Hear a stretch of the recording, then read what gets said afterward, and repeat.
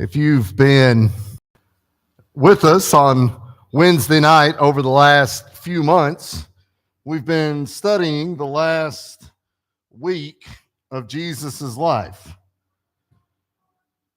But if you were paying attention a few moments ago, that Mike Grimes is going to be coming over to speak on Wednesday evenings, then you might have been a little confused as to how that was going to play out.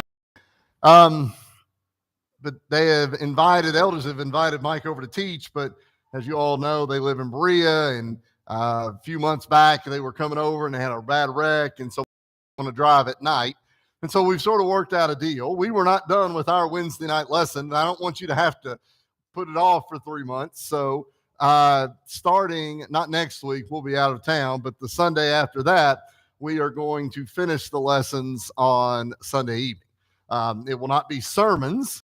Rather, it will be lessons just like we've done on Wednesday night. So the opportunity for you to be able to question and comment and to be able to present information, whatever it might would be. And so that is where we will continue this. And I've thoroughly enjoyed it, and I hope that you'll be back with us on Sunday evenings, Wednesdays as well, but Sunday evenings for this as well. But because of that, in order to get to a place that would make sense for us to start, we are going to convert a lesson of Wednesday night into a Sunday morning sermon this morning. So this morning, we're going to be talking about Barabbas, scourging, and Pilate washing his hands. And we'll be covering all of that here over the course of this morning. Let's talk first about a little refresher from the trials that Jesus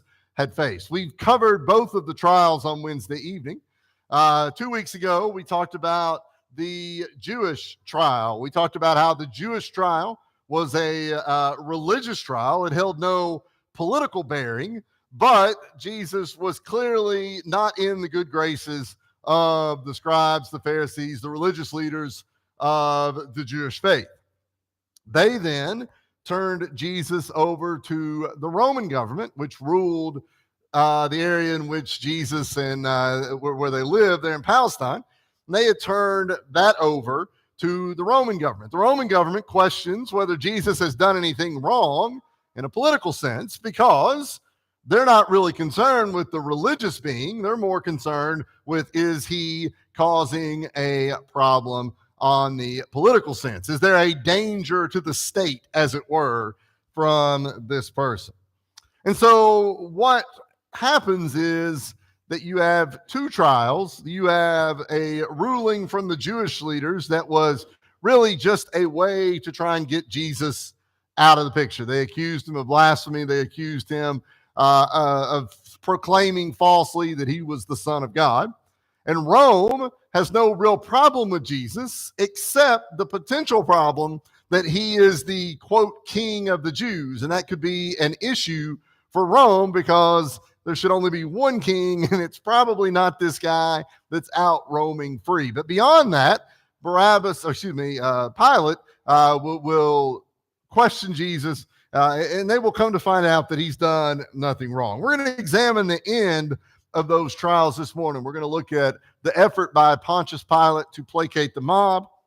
We're going to look at alternative punishments that'll be put forth, and then a ceremonial act that was completely unnecessary had the job been done right in the first place. Let's talk first about this character, Barabbas. John chapter 18, verses 39 and 40. If you would, turn there with me, please. John chapter 18, verses 39 and 40.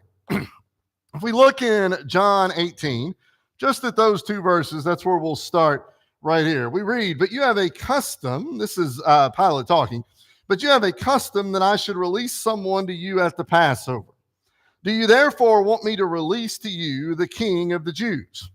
Then they all cried again, saying, "Not this man, but Barabbas." And now Barabbas was a robber, says John chapter 18, verses 39 and 40. So there's this custom that we see presented here that the governor, the leader, the person appointed by Rome, would release a prisoner during the Passover feast. Now, there's a great deal of uncertainty about what this even is. I don't find a whole lot of information about this actually being a custom that happens regularly. There's almost no information about this. However, I could see why something like this would happen.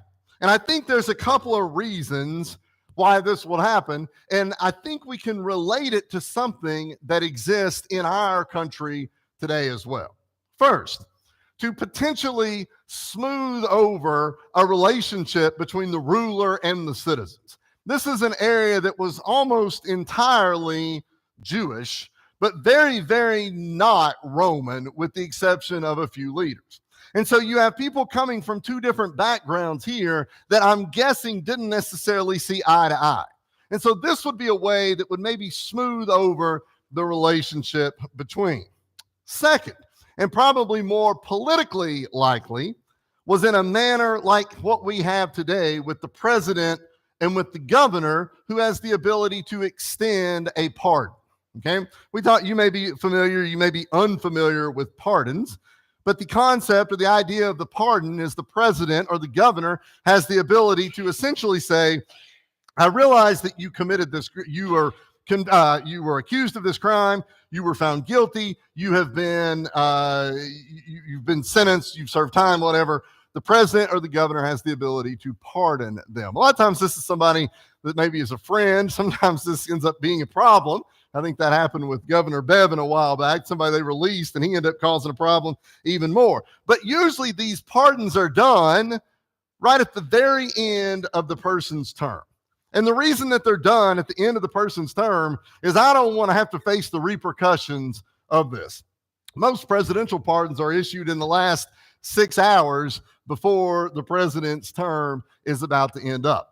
I think that appears to be something that might have existed right here. The ability to pardon somebody. Now, we think about who might have been in jail. Well, it's probably any number of people that would have been in jail. It does seem that people who were really bad criminals would have been put to death pretty quickly. So I don't know that the worst people were necessarily in jail, but I don't know how we would be able to say that one way or another. Let's talk, though, about who Barabbas was. He comes up in all 4 Gospels. However, his description is completely different in 3 of the 4 Gospels. To start with, Matthew referred to him as a, quote, notorious prisoner. Now, what does that mean to you? Because a notorious prisoner could mean any number of things to any number of people. Mark and Luke refer to him as once being involved in a riot. But what is a riot? What does that mean? Was that a riot against another group of people? Was that a riot at work? Was that a riot against the government? Who knows? John refers to him as a bandit. Now think about this for a second. We have 4 Gospels. We have 3 different terms that are used, but almost always Barabbas is referred to as a robber, typically. But that's not what the gospel says. But I think we're all just sort of grasping at straws as to what he potentially had done. It seems unlikely that a murderer would have been released into the group. I just don't feel like that's likely. I just don't know that we can truly know what Barabbas is guilty of if we have 3 different descriptions and they all say something completely different. What we can take from this is it's clear that he was in jail. It's clear that he has been found guilty of some form of crime. Jesus just went through a Jewish trial, but he also just went through a Roman trial. We've talked about how the Roman judicial system worked. We've seen Jesus go through it. Barabbas has went through this same thing. It seems to me that Pilate lacks the courage to release Jesus outright. And I think and this is maybe just me, I've read about this as well, but it maybe is an opportunity that Pilate senses to make a comparison. Well, Jesus in Pilate's eyes does not appear to have done anything wrong by the law. Maybe if I say, well, we could offer up this really bad guy, then you will choose the right one. Think about it this way. Think about your favorite kind of ice cream, and think about your worst or least favorite kind of ice cream. If I were to offer you which one, you'll probably pick the favorite. But I like vanilla and I like strawberry. And if you provide me with two options like that, that's a hard call. I think Pilate, in a sense here, is saying, you got Jesus, you got this other guy, Barabbas. Pick the one. And it seems like he's thinking, they'll pick Jesus. I'll send Jesus on. We'll all be done with this thing. Now, Pilate, again, we said lacks a little courage right here because he absolutely has already decided that he was not guilty. He could have said, he's done, he's free, that's it. But remember, this is during the Passover, and there's a large number of people there creating a bit of a scene. Matthew chapter 27 that Don read just a few moments ago. Turn back over there with me. I'm going to read all of what Don read because he gave than what I want us to look at. I gave him the whole thing there, but let's start with verse 19. Verse 19 says, while he was sitting on the judgment seat, this is Pilate, his wife said to him, saying, have nothing to do with that just man, for I have suffered many things today in a dream because of him. This might be the only time in history that a man has not listened to what his wife said, right? And this probably never happened other than this one time right here. Usually, if the wife says something, you probably, my default setting is that Mary's right. Even if she's wrong, I'm going to think that she's right because it's just easier to think about it that way.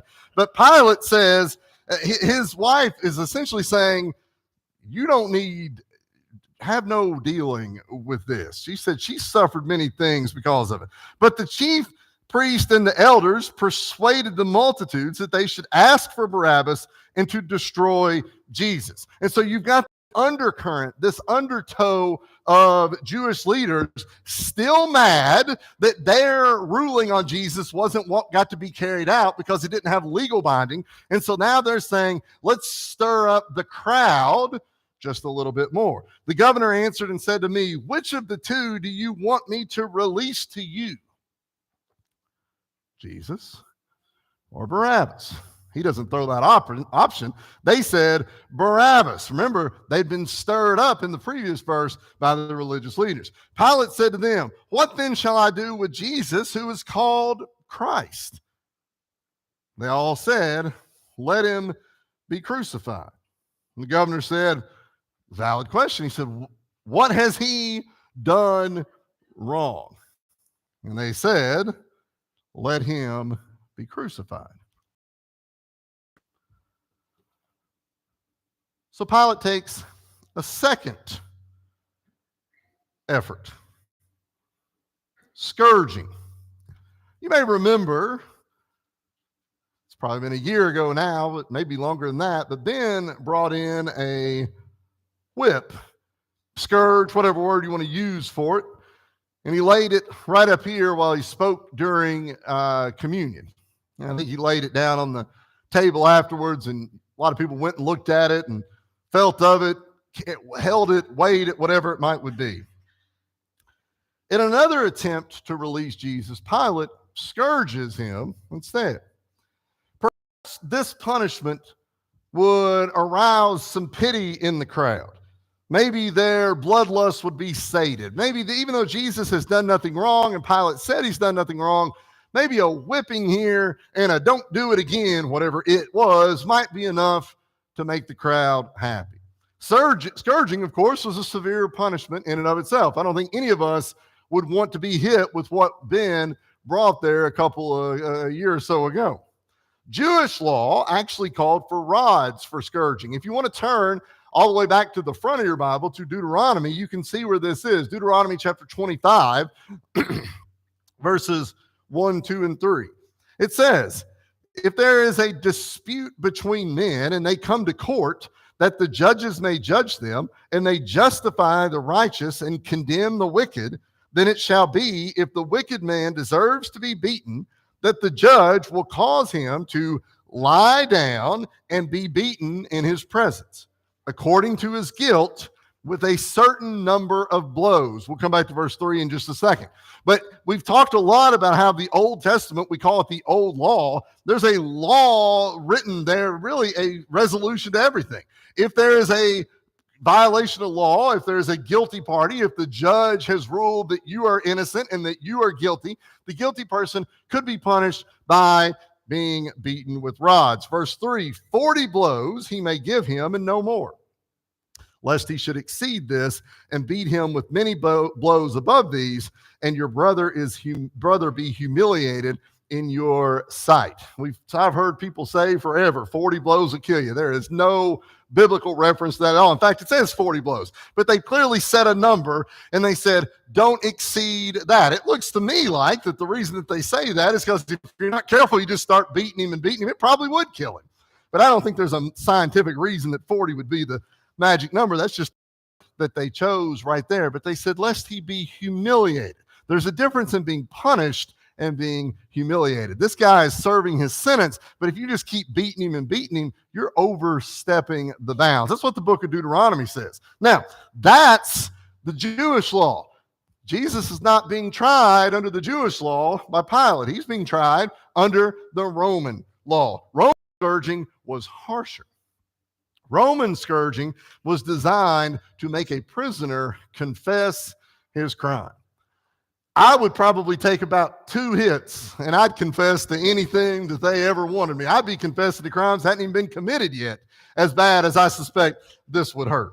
But that was used as a way to get people to confess. And it was often inflicted before crucifixion, which we've said was a Roman punishment as well. The Roman whip consisted of a handle with several leather tongs along it. Think about the one Ben brought. Ben, you're going to have to bring that back in. I've talked about it here, and none of these people might not have been here that day. But they had tongs along it, and they had pieces of bone or had pieces of metal that were in it. And unlike the Jewish punishment, there was no number of hits in the Roman punishment. The beatings will continue till morale improves, is what the saying is, right? Well, the beating would continue until you confessed to what you had done wrong. There was no 20 or 40 or 60 or 100 as a magic number for that. The number was decided by the officer in charge. Whoa. Now, after Pilate scourges Jesus, we see the Roman soldiers having a little fun as well.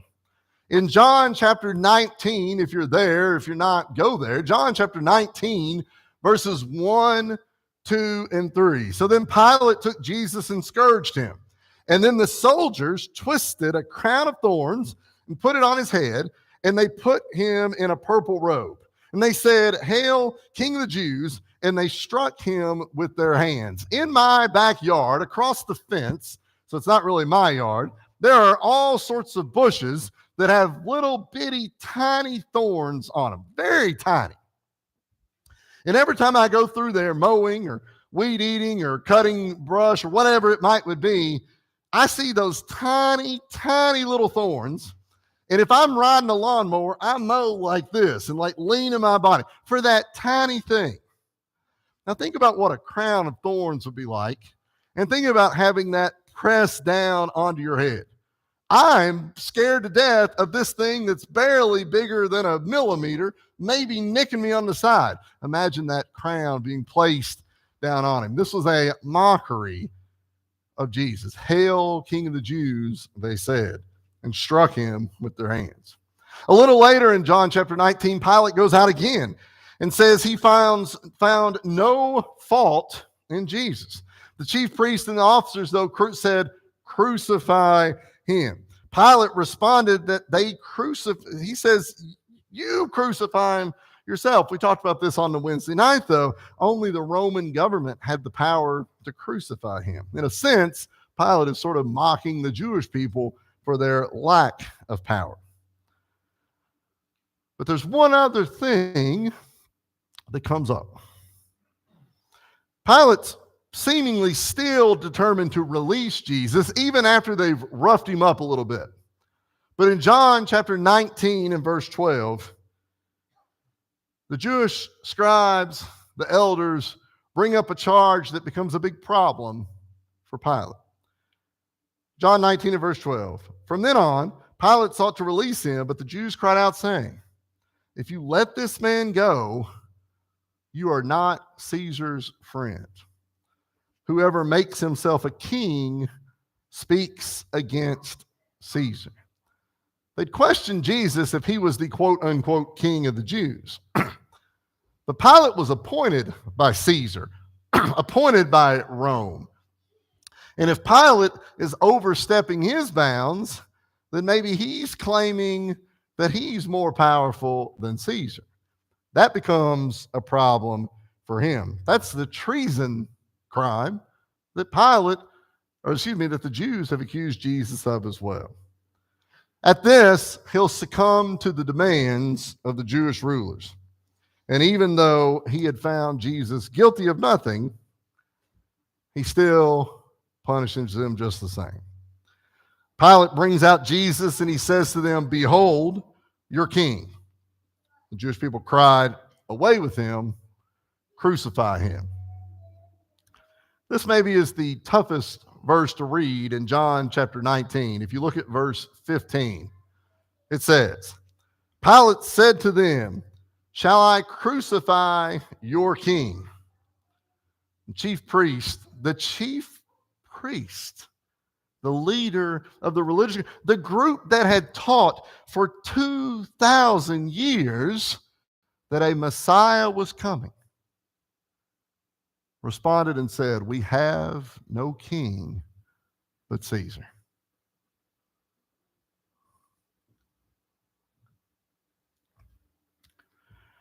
Matthew 27, verses 24 through 26.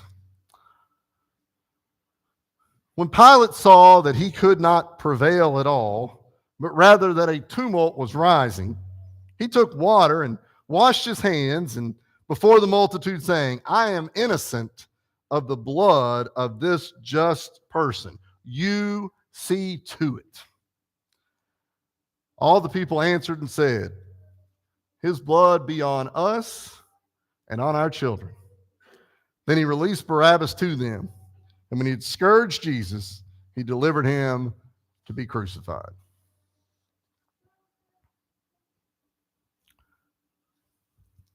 Have you ever wondered in Acts chapter 2, when Peter was preaching the first recorded gospel sermon? You ever wondered how many people were present at both of these events? You ever wondered how many people were in the crowd yelling, "Crucify him," to Pilate, and then a couple months later are asking Peter, "What must we do to be saved?"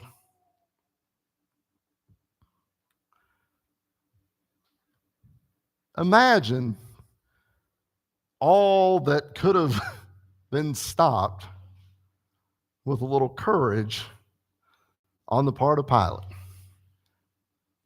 But instead, this happens. Pilate tried every method to release Jesus except for the one which he had the authority.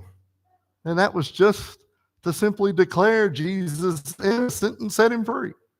He could have done that every single time, but he tried all sorts of other ways that only led to more trouble.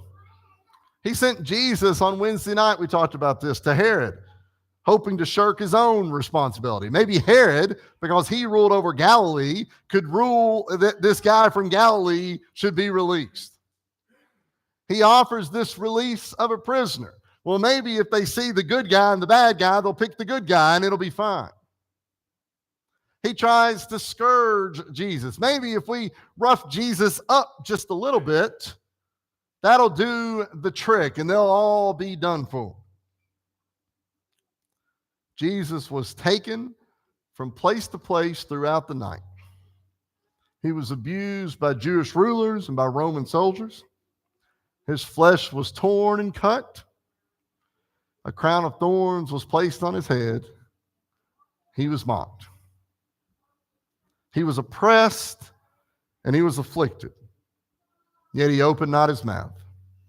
He was led as a lamb to the slaughter, and as a sheep before its shears is silent, so he opened not his mouth. It was Isaiah several hundred years before this would take place. When we come back together for our class, we'll see the crucifixion of Jesus. But what we see today was a miscarriage of justice for somebody who had done nothing wrong. But Jesus knew what was about to happen. Jesus was aware of what would happen. So Jesus' teaching was a threat to the custom of the Jewish way. His teaching and preaching took the power away from the scribes and the Pharisees.